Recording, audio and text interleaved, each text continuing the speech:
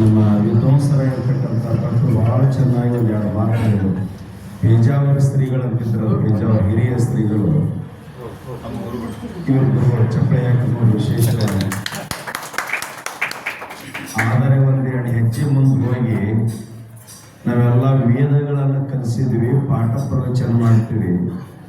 ಆದರೆ ಜಾತಿ ಮತ ಪಂಥ ಇಲ್ಲಾರ್ದು ಎಲ್ಲರಿಗೂ ಅನ್ನ ಹಾಕಿರ್ತಕ್ಕಂಥ ಮಠಗಳಂದ್ರೆ ವೀರಶೈವ ಲಿಂಗಾಯತ ಮಠಗಳಂತ ಬರೀತಾರೆ ಪೇಜಾವರ ಸ್ತ್ರೀಗಳು. ಅವ್ರ ಜೊತೆ ಒಳನಾಟ ಭಾಳ ನೋಡು. ಅವ್ರ ಗೋ ಸಮ್ಮೇಳನ ಪೇಜಾವರ ಮಠದಾಗ ಮಾಡಿದ್ರೆ ನಾವು ಹೋಗಿದ್ವಿ. ಹಿರಿಯ ಗುರುಗಳು ಕೂಡ ಬಂದಿದ್ರು.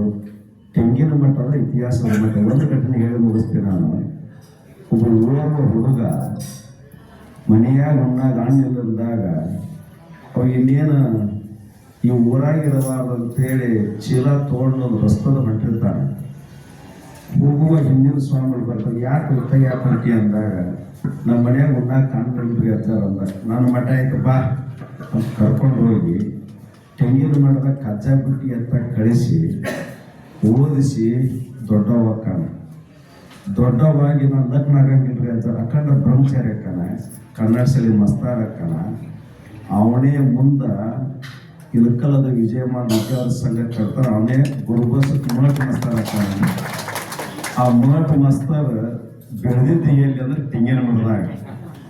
ಅದು ಇಂಥವು ಸಾವಿರಾರು ಉದಾಹರಣೆಗಳು ನಮ್ಮ ತೆಂಗಿನ ಮಠ ಎಲ್ಲರೂ ಆಶ್ರಯ ಕೊಟ್ಟಿದ್ದು.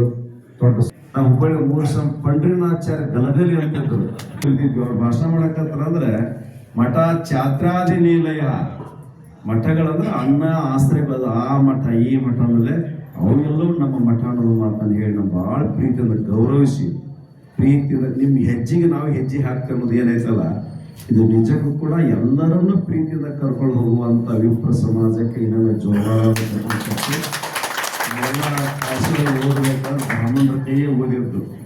ಅವ್ರು ಬೇರೆ ಅಲ್ಲ, ನಾವು ಬೇರೆ ಅಲ್ಲ ಅನ್ನುವಂಥ ಒಂದು ಭಾವನೆ ಇಟ್ಕೊಂಡು ಯಾತ್ರೆ ನೆರವೇರ್ತಾ ಇದೆ.